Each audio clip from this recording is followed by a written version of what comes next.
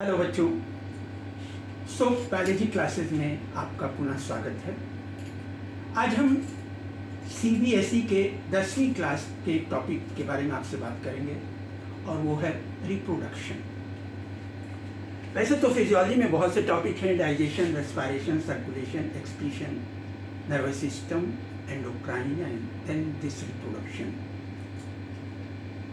लेकिन कभी कभी पेरेंट्स भी और टीचर्स भी इस बारे में बहुत कंफ्यूज रहते हैं कि बच्चों को क्या क्या बातें बताई जाएं, क्या क्या ना बताई जाएं। वे यह सोच करके परेशान रहते हैं कि ये बातें बताने से कहीं बच्चे के साथ कुछ अहित ना हो जाए। जबकि इसके साथ जुड़ी हुई दूसरी बात भी है कि कई बार कुछ ज़रूरी बातें जो आपको बताना चाहिए, उनके जीवन के लिए आवश्यक है, आप नहीं बताते हैं और जब उनसे कोई गलती हो जाती है तो उसके बाद आपको अफसोस होता है। तो मैं आपसे यही कहना चाहूँगा, पेरेंट्स से भी, टीचर से भी, स्टूडेंट से भी, कि इसके बारे में कहीं आपको कोई कन्फ्यूज़न नहीं होना चाहिए, कोई टैबू नहीं होना चाहिए। हर प्राणी, पौधा या जानवर या इवन मनुष्य का जीवन एक छोटी सी सेल जाइगोट से शुरू होता है और बाद में डिवाइड होकर के ये बहुत सारे सेल्स बन जाते हैं। फिर उनमें डिफरेंशिएशन होता है, डिफरेंस होता है, हाथ अलग बन गया, पैर अलग बन गया, आँख नाक कान अलग बन गया। तो इस तरीके से कुछ सेल्स स्पेशलाइज हो जाते हैं कुछ अलग बॉडी पार्ट्स बनाने के लिए। कुछ समय के बाद एक निश्चित टाइम रेंज है, बुढ़ापे के बाद फिर हर पौधे या हर जानवर की डेथ भी हो जाती है। तो एक चीज़ और, थोड़ा सा कुछ अलग अलग किताबों में कुछ वेरिएशन हो सकता है। इसके लिए हम आपसे कहेंगे कि बिल्कुल कंफ्यूज ना हो आप। जो बेसिक फंडामेंटल है वो आपके दिमाग में क्लियर होना चाहिए। जैसे कुछ किताबें रिप्रोडक्शन को 3 पार्ट्स में बांटती हैं। वेजिटेटिव प्रोपगेशन अलग, एसेक्सुअल रिप्रोडक्शन अलग, सेक्सुअल रिप्रोडक्शन अलग। कुछ किताबें इसे 2 ही में हिस्से में बांटती हैं। एसेक्सुअल रिप्रोडक्शन जिसमें एक ही पेरेंट्स से डेवलपमेंट शुरू होता है, और सेक्सुअल रिप्रोडक्शन जहाँ 2 पेरेंट्स से डेवलपमेंट शुरू होता है, जहाँ गैमेटिक फ्यूजन होता है। लेकिन लीवर फ्लूक, टेपवर्म जैसे कई प्लांट और एनिमल जो कि हर्माफ्रोडाइट हैं, उनमें एक ही पेरेंट से डेवलप होता है, लेकिन वो भी उनमें सेक्सुअल रिप्रोडक्शन होता है, गैमेटिक फ्यूजन होता है। एनीवे, कोई बात नहीं, जो कंसेप्ट है, वो बातें क्या क्या है, वो आपके दिमाग में क्लियर होना चाहिए। तो सबसे पहले आज हम आपको पहले पार्ट में एसेक्सुअल रिप्रोडक्शन के बारे में बताएंगे, जिसमें एसेक्सुअल रिप्रोडक्शन, वेजिटेटिव प्रोपगेशन भी इंक्लूडेड है। सबसे आसान सा तरीका, जैसे आप देखते हैं कि अमीबा, प्रोटियस जैसे कुछ प्रोटोजुअन्स में एक ऑर्गेनिज्म एक सेल का ही बना होता है, जिसमें एक न्यूक्लियस होता है, साइटोप्लाज्म होता है, प्लाज्मा मेम्ब्रेन होता है। कुछ समय के बाद इसमें क्या होता है, ये न्यूक्लियस एमाइटोटिकली डिवाइड होना शुरू होता है, 2 में बट जाता है। थोड़ी देर के बाद वो एक दूसरे से दूर हट जाते हैं। साइटोप्लाज्म में बीच में साइटोकाइनेसिस होने लगता है और फिर 2 नए सेल्स बन जाते हैं, यानी कि 2 नए ऑर्गेनिल्स बन जाते हैं। तो अमीबा वगैरह प्राणियों में कभी वो बूढ़े होते नहीं, कभी मरते ही नहीं। उनके लिए कहा जाता है कि दे आर इमॉर्टल। जहाँ बूढ़ा हुआ उससे पहले 1 से 2 में डिवाइड हो गए, फिर 2 नए बच्चे बन गए, फिर वो ग्रो करने लगे। एक और एग्जाम्पल हम पाते हैं, malarial parasite plasmodium vivax, monocystis etcetera, sporozoan parasites में। इनमें बड़ी इंटरेस्टिंग चीज़ होती है कि जैसे एक सेल है, एक न्यूक्लियस है, ये न्यूक्लियस कई छोटे छोटे न्यूक्लियाई में डिवाइड हो गया और इसके बाद इन न्यूक्लियाई के चारों तरफ थोड़ा थोड़ा साइटोप्लाज्म का हिस्सा एक्यूमुलेट हो गया, स्पोर बन गए। जब स्पोर्स बन जाते हैं, मैच्योर हो जाते हैं, तो कुछ समय के बाद क्या होता है कि जो पेरेंट सेल है वो रप्चर हो जाता है, फट जाता है और उसमें से ये नए स्पोर्स निकल आते हैं। फिर ये न्यूट्रिशन लेकर के ग्रो करके नए सेल या नए ऑर्गेनिज्म बना लेते हैं। कुछ ग्रीन एल्गी जैसे स्पाइरोगाइरा में बहुत सिंपल सा सिस्टम पाया जाता है। लंबा सा फिलामेंट है जिसे बहुत सारे सेल्स हैं, ये बीच बीच में टूट जाता है छोटे छोटे फ्रैगमेंट्स में, टुकड़ों में, और ये सारे टुकड़े फिर से डिवाइड होकर के, मल्टीप्लाई होकर के नए प्लांट फिलामेंट्स को जन्म देते हैं।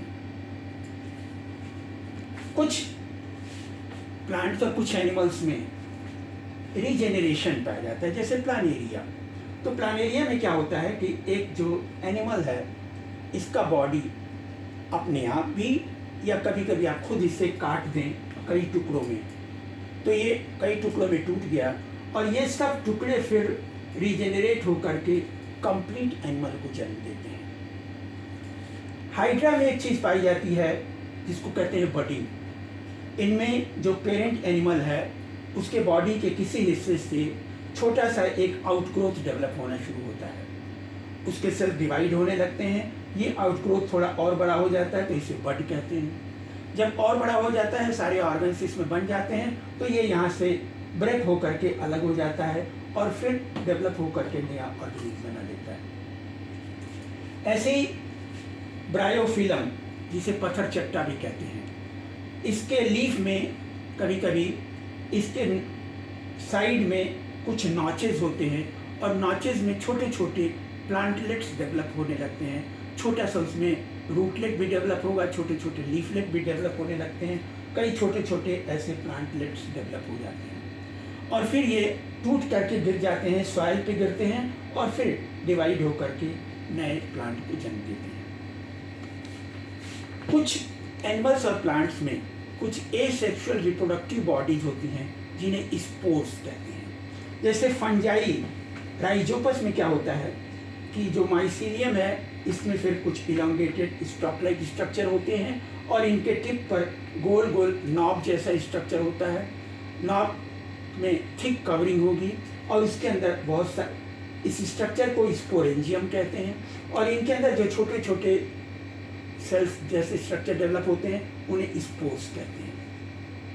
कुछ समय के बाद फेवरेबल कंडीशन में ये स्पोरेंजिया ब्रेक हो जाते हैं, रप्चर हो जाते हैं और इनमें से स्पोर्स निकल करके सुटेबल सबस्ट्रेटम पे गिरते हैं और ग्रो करके नया प्लांट बना लेते हैं।